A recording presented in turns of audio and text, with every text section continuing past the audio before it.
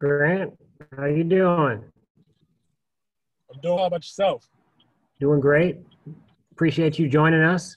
Got a good crowd here ready to hear from you. First, I guess you and I were talking earlier, and you had planned to be in another location for this call, and LA traffic had a say in the matter. So why don't we go ahead by start with you giving us kind of the story of your afternoon? So yeah, typically I get home or to the Airbnb around 1:45, 1:30, and I was going to be able to sit down, set it up, and be comfortable in the chat. But then this morning, I had to, for one, I played one-on-ones with Chris Paul and OG Anunoby, and then afterwards I went to go play pickup, and I was with KD, Kyrie, and all those guys. So that's why I'm kind of running late. The pickup ran over. We played more games than I thought we were going to. We normally play like 6 or 7. Played, I think, 10. So now I'm just kind of pulled over on the side of the road and talking to you guys. Hopefully that's not bad or anything right now. No, we appreciate you giving us the time. So we'll go ahead and use the raise your hand function to ask Grant questions. And we're ready we'll start with Gustavo. Hello, Grant. Can you hear me? I can definitely hear you. Great. So how was the hardest part in your transition from college basketball to NBA? What was the toughest way to adapt to the pros? I think the toughest way to adapt is just being able to be on your own. I feel like that's kind of difficult. You don't have the highs and lows. You're focused on you have to be more focused on yourself. Coaches are there for you, yes, but you're also a professional now. So they're not going to walk with you hand by hand, like Coach Barnes did a good job of keeping guys engaged and also not only keeping guys prepared, but in the NBA, you kind of have to be prepared yourself and have confidence in yourself, and that's something that is always difficult. We'll go to Rob. And follow up. And what was? Oh, sorry. Go ahead. Go ahead, Gustavo, with your follow up. No, I was going to say, which was the toughest thing to adapt? Like, what was the biggest difference between college? The biggest thing was pace of the game, probably. The speed, the talent of players. Like, you don't realize how talented these guys are until you're playing against them one-on-one or up close and personal. So I think that's probably the most difficult thing is understanding the pace of the game is 6 seconds less on the clock, as well as the talent that you're guarding. We'll go to Rob Lewis, then Ben McKee. Grant, did you have any, kind of fanboy moments where you're on the court and kind of had to pinch yourself that, I'm really, guarding this guy or, playing against this guy or with this guy at all? I think that was more so Draymond because, as everyone knows, when I was going through high school, college, he was my favorite player. So the first time I ever wanted to, kind of be in that role. So next thing you know, it was definitely a moment for me when I played against him for the first time. I've met him before, so playing against him was unique. But every other guy kind of just is a competitor in me, and I'm like, okay, I just want to take on the challenge. So no matter who I was playing, there was a bunch of names where it was like maybe Giannis or Pascal, all those guys. I'm just like, I'm playing against them, cool. And let's just compete and get this win. So it was definitely an interesting time. This is my first time ever playing against KD and all the guys, so him healthy and stuff like that. So that's unique. And Kyrie, I never played this year either. So seeing the shots that they make, how talented their scorers they are, so you have only nothing but respect for them. Which aspect of your experience at Tennessee do you feel helped transition to the NBA? And was there a practice or a game where you found yourself thinking in your head that Rick Barnes would kind of be laughing at something you're doing at that moment in time? Or did you hear his voice pop in your head any? Yeah, I feel like Rick, coach, used to always say I couldn't guard anybody and guard a soul. And then next thing you know, I get labeled as a defender in the NBA. So I think that's the thing that was a funny part to me. I think he prepared me for sure to be more with the discipline of not only focusing on game plans and being prepared in film. So I think that's the biggest thing I took away from Tennessee. It was how prepared he had me for not only just a professional living, but the game itself. But I know that was a chuckle moment for me was when everybody kept saying how great of a defender I was, how good I was doing this, that, or whatever, how much I communicate. And I look back, I was like, hey, Coach Barnes didn't want to nominate me for defensive team. We'll go to Mike Wilson and then Trey Wallace. Yeah, Grant, you're talking about the defensive play. After you made that play against the Raptors at the end of the game, did you make sure that Coach Barnes got that clip in front of him so you could point out the plays you were making? I didn't. Hopefully somebody did, though, because, that's a big-time play for a big-time moment. So hopefully not only he's like, okay, maybe I can say he's an average defender now, but maybe I'll never get down with Coach Barnes, but hopefully I find a way. Can you kind of reflect on that play and what that kind of meant to your rookie year? And I mean, obviously the moment and everything contributing to that. Yeah, it was definitely an impactful play just because I had just missed 2 free throws and I had got a freaking 3 cashed out of my face. Next thing you know, it's like, dang. So first off, you missed 2 free throws to help us win this game, and then you gave up the 3. That would have been rough. But the fact that I got the block and I didn't get credited for it, but I got the block and we got the stop. It was a big time moment for me. Especially you think about Eastern Conference semifinal, like that's a dream as a child. So. And playing against a guy as talented as Fred and Kyle Lowry and those guys is always cool in the Raptors. So it's definitely one of those moments for me that kind of took me over to the top for the next series as well. Sorry, another follow-up, Tom. You said that you're playing with KD right now. Have you two shared any Rick Barnes stories and memories that you two might have in common from your time with him? We did in the past, not more recently. I remember the first time I ever met KD, he asked me about Coach Barnes and everything like that. But every time when I was playing defense yesterday actually, and I kept getting stops or I kept being physical on the 5s that were there. So like Bruno or Clint Capella and those guys, they're like, we know you played for Coach Barnes, like as in jokefully with the physicality and the type of play I was playing with. So that was the big time joke about having Coach as a person that was in both of our lives. Mike, you good? Okay. Yeah, I'll come back more later. You guys can ask some questions now too. I appreciate it, Mike. Hey, Grant, what was it in the bubble? What was life like for you down there in Orlando? And also, did you get any of your teammates involved in any kind of Catan, any kind of games that you like to play? So it was definitely a unique experience. I enjoyed it because I'm a homebody in the first place, so I don't really do much anyway. And I got the camaraderie of guys all around me and being able to play cards or play board games, card games, which I do enjoy, video games.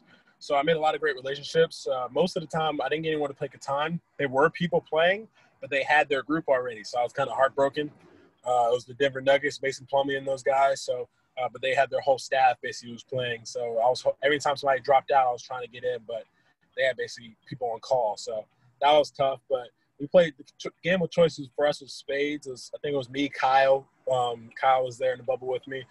Jamal Murray and Chris Silver from South Carolina was our group most of the time that we went up and played cards together most of the time. And it was a great experience. I think the first couple of days, as everyone said, like the food was definitely different, but I wasn't complaining because it tastes good. Just the presentation was different. So let's just say that the bubble definitely got better as time went on for sure. And at the very end, you kind of do miss your family. That's something I did struggle with. But outside of that, I thought it was a plus. We'll go to Grant Ramey and then Rob Lewis.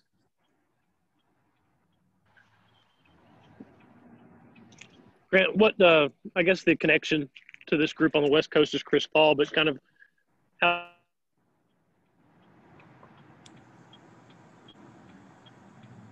Grant, we lost you for a second. Keep going. Yeah, I was going to say, Ramey, this Wi-Fi, man, I'm on the side of the road. I can't even hear you, Grant. We'll go to Rob Lewis, and Grant can text me his question. Hey, Grant, just what was the mental adjustment like for you going from, the number one option on your team, 2-time SEC Player of the Year, to a role player on a really good NBA team? What was that like mentally? That's definitely something I'm still kind of adjusting to. You kind of don't have the same feel or like the same shots you may have made in college you're not making because you don't have the ball as much in your hands. And people don't really notice that as much because it's a very different and contrasting jump. And I'm comfortable with it because I move the ball, but in terms of shooting, it definitely was kind of weird because normally you get the chance to feel the ball. You can take your time and you have the shot.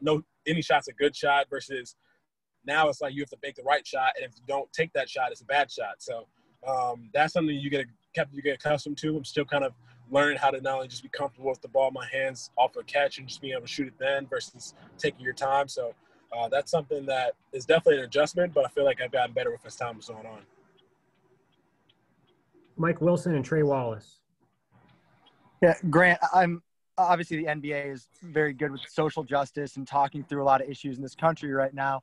How did you kind of develop a voice in some of those things? I mean, I know you're very outspoken when it comes to the WNBA. I know you were very vocal about voting. Like, how did you kind of find your voice in the NBA this year? The way I found my voice was I never lost it. I was fortunate enough to be a rookie on a team where they allowed me to not only speak up but be myself. And let's just say that I always found like stay communicating, communicate guys the right way. They knew it was coming from the right place. I never tried to disrespect anyone. So I think that's the biggest reason why I kind of had a role of not only leadership but communication on the team from when I got there to where I was in the future, and just having a lighthearted mentality and hopefully just bringing some smiles to guys' faces day by day. So I think that's what made the experience so nice for me, especially the transition, because you're going to a whole new team. You never know how it'll be. They could make you be quiet, like as your rookie year, you're not supposed to say anything. Most teams. So for them to allow me to be myself was amazing. Hey, Grant, so towards the end of last year, Tennessee didn't really get to wrap up. Things ended in Nashville without actually being able to play a game. For you guys, it ended up in the bubble. You actually got to finish your season. How do you characterize that time from when everything kind of went crazy there in March to when you actually got to the bubble and got to finish it? Is there any kind of correlation between what you would tell the players last year that didn't get to finish their season on how to attack this year? Just attack it day by day with the right mentality, because we're all going through kind of the same uncertainty, less like you're kind of cautious of like security of others. So you just have to go out there and compete, because if you don't, you're going to be thinking about so many things on the outside that you can't really control. So I've kind of embraced the whole saying of control the controllable, and focusing on the fact that you have the blessed opportunity to play this game. Just make the most out of it, and don't ever kind of be down about it, because it's a fortunate opportunity. It's definitely going to be a unique position that we're all in, but hopefully we can tell these stories to our children or grandchildren in years and look back on it and say that we persevered through it. And a quick follow-up to that, how Yves Pons coming back this year, the NBA draft has been so wild, it's being pushed back and whatnot. How big is that for Tennessee, having him back, having a guy like John Fulkerson back, guys that you know? That decision to come back, I know it's not hard because you had to make the same decision. How do you think Tennessee benefits from that this year? Oh, they benefit so much because of the fact that Fulke and him both bring not only a veteran leadership role, but also just they know the system. They can teach the young guys, because I feel like this is the youngest we've been in I don't know how long. We've usually had a team full of guys who play most of the minutes that are either sophomores, juniors, or even part of, like last year we had Josiah probably was one of the freshmen, as well as Devontae Gaines ticket. But outside of that, we still had Jalen Johnson, we still had Jordan Bowden, Lamonte for a period of time. So Santi having a year of experience is huge for us now. So the whole team hopefully will just be able to not only learn from those two guys, but also grow together as a young team. And they're going to experience some woes throughout the year, but I think the talent that is there, I've watched practice, and I think it's a team to be really excited about. And lastly, like when you think of Yves, like as a defensive player, he anchors that defense, as well as Fulke with his athleticism and his expansion on the offensive game and his role. I'm just excited to see how they perform, because Keon Johnson's a talented kid. Jaden Springer is going to compete his balls off, and you have like Santi and Josiah coming back, and down the line, Victor Bailey just getting off of redshirting because of the transfer. So it's going to be an interesting year for them for sure. Grant Ramey sent me his question. He wanted to know how long you've been on the West Coast, how long you'll be out there, and how you got connected with that group of players that you're training with. So I've been on the West Coast for like 6 days, if that. I'm only here till Tuesday. The only reason I came out here was get my face scan done for 2K. And then I met these guys because I've kind of known a couple of them. I knew James before during the season we connected, but it was really because I'm training with Alex, and he asked me if I wanted to play in runs, and I was like, sure, I'll play. Who's playing? And they said these names, so I was like, cool, that sounds good to me. So next thing you know, we're playing, and whatever it is, don't step off the court. The first time I didn't lose. We only lost 1 game or 2 games, and then Today we definitely lost a little bit more, but hey, up kind of how it goes with the talent that you're playing with. You see guys like Kyrie or even other guys that are just hitting tough shots, and you're like, wow, this is the level that we're at. Like, this is how the NBA works. And before we go back to Gustavo, just one more time, give us the first and last names of some of those guys that you're training with. So Kevin Durant, Kyrie Irving, James Harden. Yesterday was Clint Capella, Bruno Fernando, Trae Young, Kevin Huerter, basically the whole Hawks team, DeAndre Hunter. Who else was there? Landry Shamet, Ty Jerome, Quincy Pondexter, Dante Exum. Who am I missing? A lot of them. It was a bunch more. I know that for sure. Who was it today? I wonder who was it today.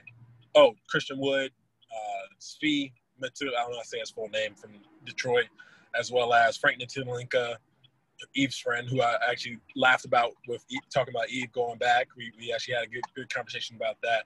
So that was that's basically the full group. All right, now to Gustavo and Mike Wilson. Grant, why do you see your role into Brad Stevens' team? You know, he's very tactical coach. How do you see your role and your fit into his team, and how you see when he arrived to the Celtics, how he fell into the team?